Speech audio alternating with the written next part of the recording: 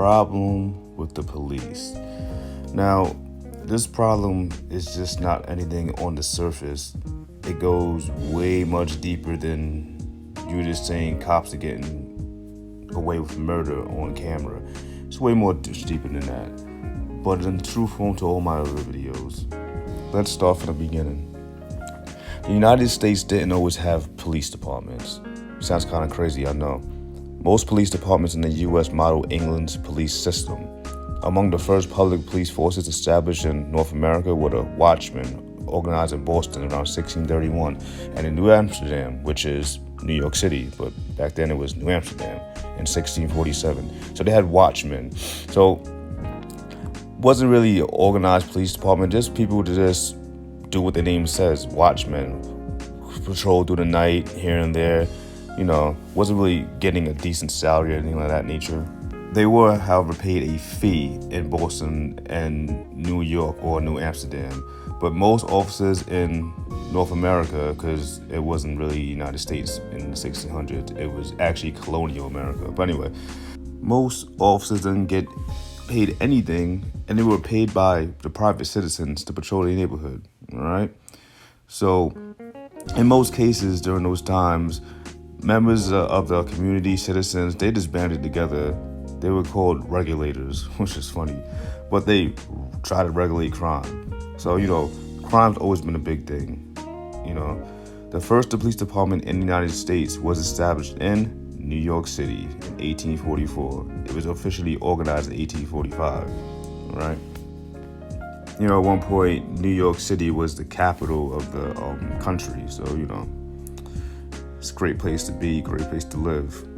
So, other cities soon followed suit. New Orleans, Cincinnati, Boston, Philly, Chicago, Milwaukee, all respectively coming 1852, 54, 55, Baltimore, Maryland, Newark, New Jersey in 1857.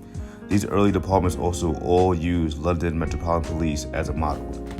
All right, now let's get into the racist history of the police department. So as long as modern humans have been around, there's been crime. Racially, there's no group of people that commit more or less crimes than another. No matter what the media tells you, no matter what people say, that's just a cold, hard fact. Historically, no matter what part of the world you're in, one thing is always a sure thing. Wealthy areas have less crime, while poor areas have more crime. Like the great poet Lloyd Banks says, I can never see crime stopping. Too many niggas ain't got nothing. All right? So back in the early 1800s, the niggers of that day were the Irish and Germans. We all know about the 1800s and all that. People from other countries, Europe, mostly immigrating here. When they did come here, though, they were placed in ghettos because the other white people didn't want to live with them. And, most of these white people were pretty much, English, British, and Dutch for the most part. So they looked down on the Irish and the Germans. No one would hire them, so families struggled, and of course, crime rose. Can you think of 5 things that are synonymous with America? Can you? I'll help you. Apple pie, baseball, racism, fake patriotism, and playing the blame game. Blaming groups of people because a scapegoat is needed. That's pretty American. Sounds pretty American to me. So crime was blamed on those immigrants from Ireland and Germany, even though cities like New York and Boston had crime in the upper class and the lower class. While all the northeast cities were creating police forces, what were the southern cities doing? Well, they had a bigger problem. Slave runaways and slave rebellions. Can't lose out on that free slave labor now, As early as the 1700s in the then-known province of Carolina, later North and South Carolina, elected sheriffs and also local militias' sole purpose was to round up runaway slaves and to stop slave rebellions. So yeah, the South had policing, but only for their human property. The KKK has also always had ties to law enforcement. Throughout history, sheriffs have almost always, been KKK members. In fact, there are people still getting busted today for being members of the KKK.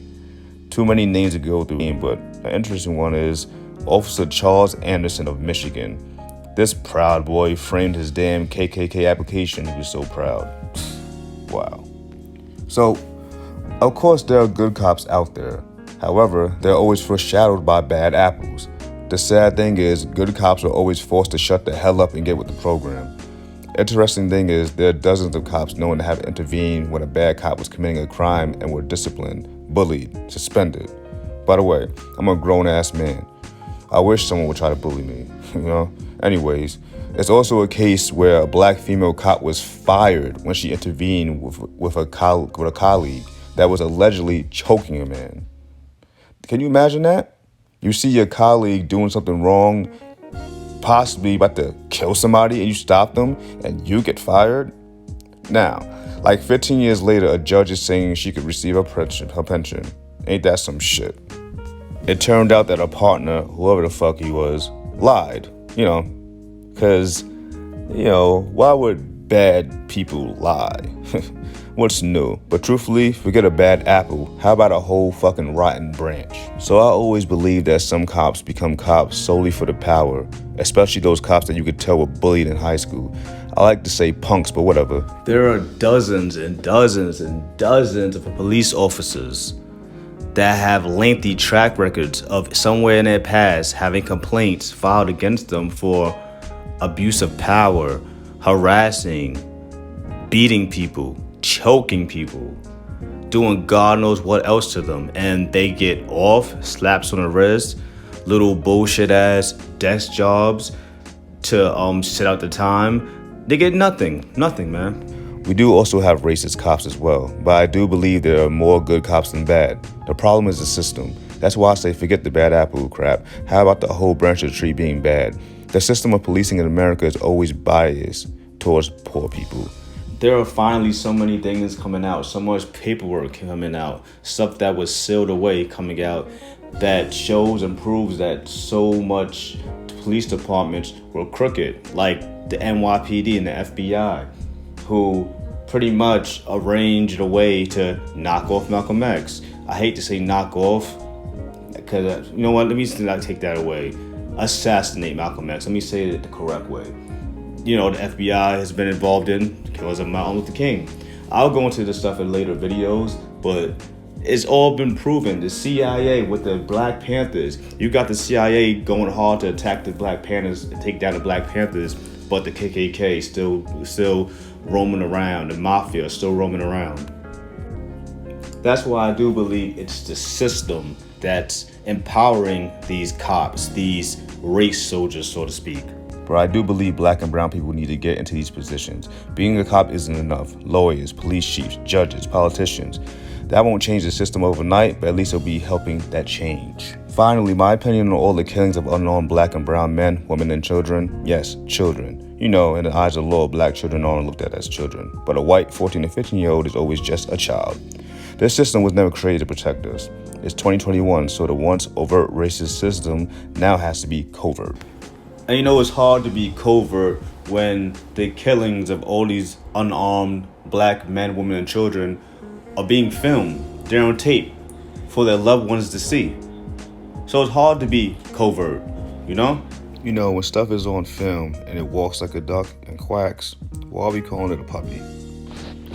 Growing up as a kid in New York City, living in the projects, seeing the police every day. The police have their own little stations in almost every project in New York City. It's not weird to go outside to see a big ass tower that says NYPD sticking out there with a big ass bright light on the tower. It's just what it is. It just became normal, And I'm sure it's the same thing for other projects and ghettos throughout the country. It's just different versions of it, Stop and frisk. Like, I've ever been stopped and frisked from just leaving outside of my house. I looked out my window, saw my friends hanging outside. They said, yo, come outside. I ran outside, put my clothes on real quick, went outside. The cop stopped me, like, where you coming from? What the fuck? Like, I've been harassed by the police so much on foot as a kid. Then when I eventually got older and got a car, getting pulled over like nothing, One of the times I got pulled over, my license happened to be suspended. They threw my ass in the freaking precinct. I spent the night in there, and they let me go the next day. So I know other people of other races don't experience this, you know?